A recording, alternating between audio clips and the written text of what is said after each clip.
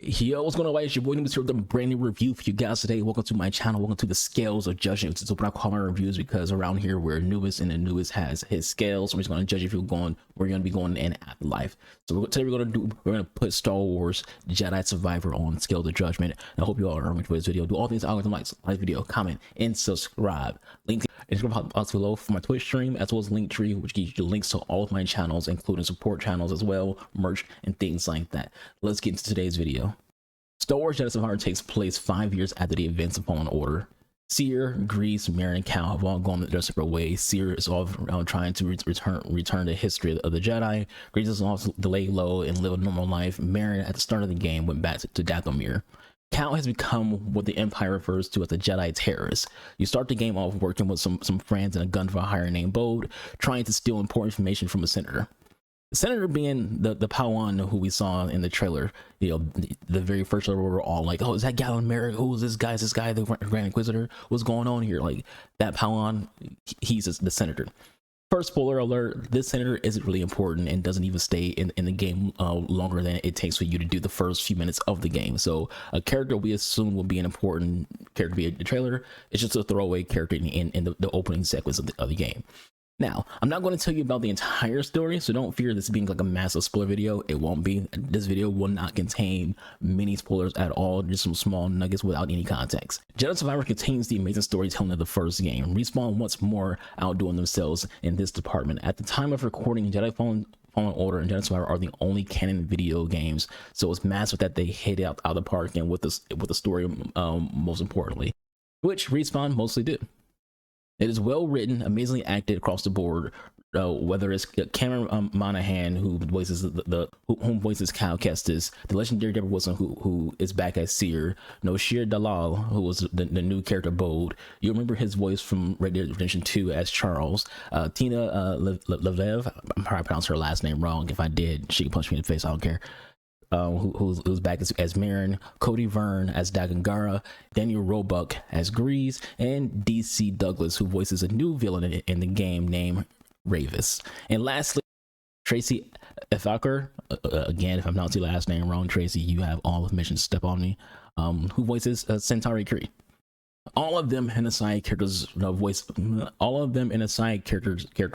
actors did an amazing job outside of the main cast. DC as Ravis is a show stealer who fans will love. I'm telling you right now, if you haven't played this game yet, you will love Ravis. Speaking of Ravis, a little backstory on him and some of the other new characters. Ravis is an honor-bound leader of a raider group called the Bedlam Raiders. We're looking at some marauders if you want to.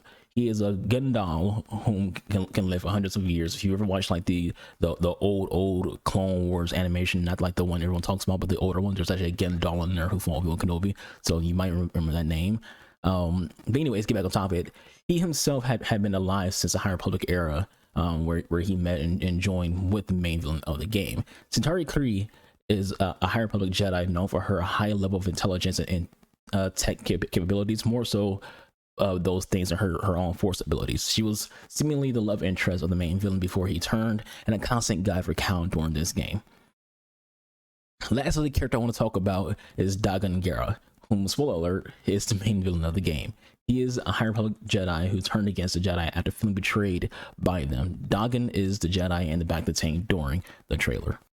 All three of these characters are pretty good characters in terms of acting and writing. The only flaw I'd mention is it would have been nice if Dagan started off as an ally we learn about the High Republic from and train with before becoming, a villain and things like that. Now, there is a character who is new that I didn't give a background on, and I'm not going to, because going into details about his character and his development and his background will be heavy spoilers, which I don't want to spoil that plot line of the game. But I will say it is very predictable when it comes to that plot line, and you'll see it coming. But there is a secondary plot twist with that plot twist that is also pretty interesting and not as predictable. So it's unexpected. So we talked about the story pretty heavy. Let's talk about the combat.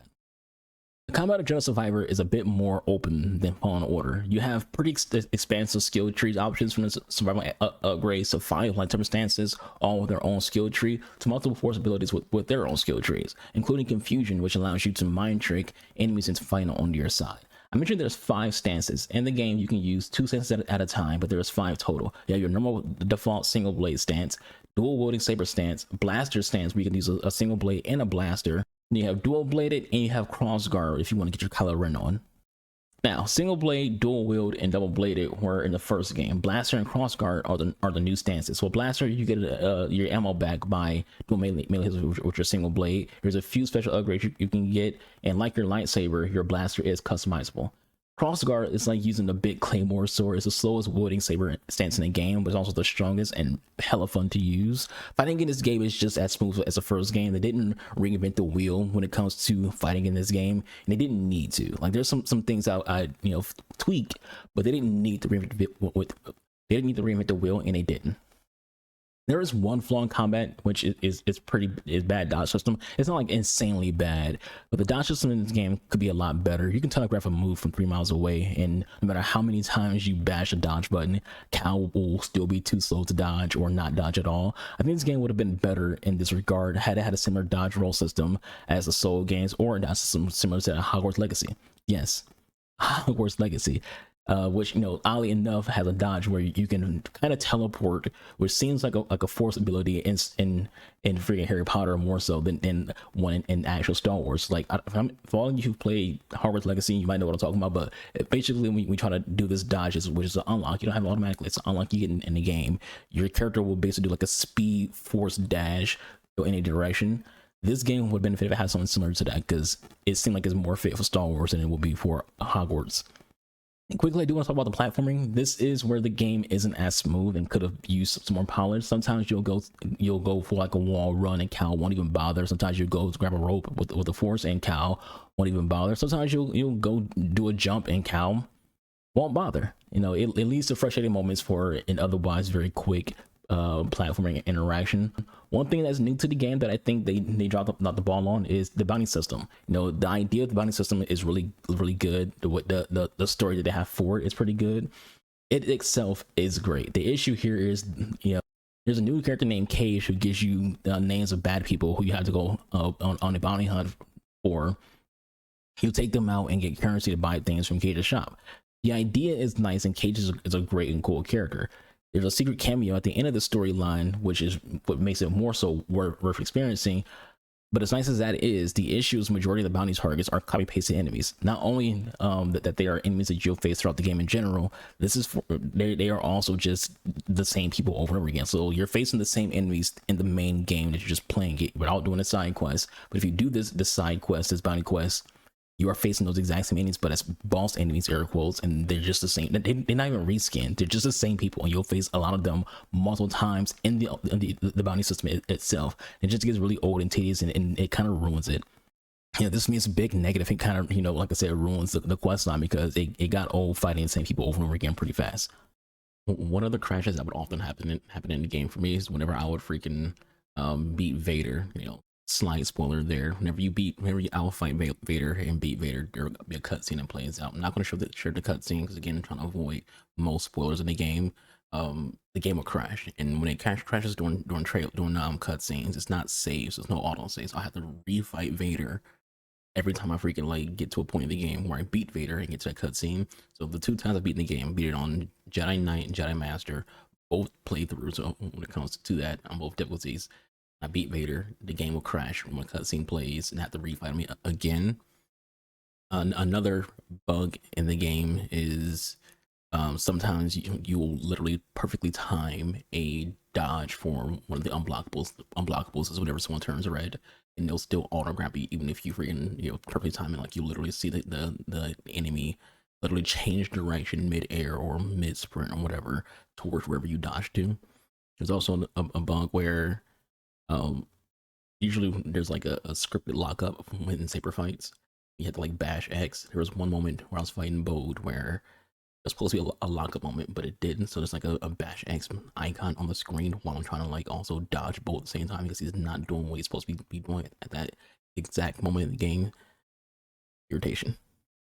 Overall, I say Jedi Survivor is an amazing game. The Visuals, though not groundbreaking, are lovely. The atmosphere is amazing. The sounds are great. The open world is filled with side quests that are worth doing and things to collect that is not really tedious to collect like it is in most games like Valhalla. This is an all-around amazing video game. It isn't without its flaws, like what I've mentioned.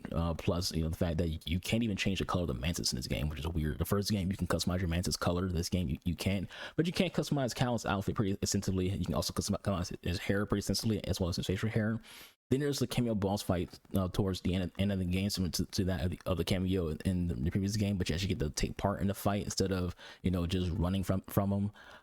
This game is one of the best games of the year so far. It's one of the best Star Wars games, period. It's in the top 10. Nowadays, it's hard for a sequel to be good. Jedi Survivor is amazing. It has issues. It had launch struggles on PC. The boss fights aren't better than the fights in Jedi Fallen Order. And Fallen Order's main villain is 100 times better.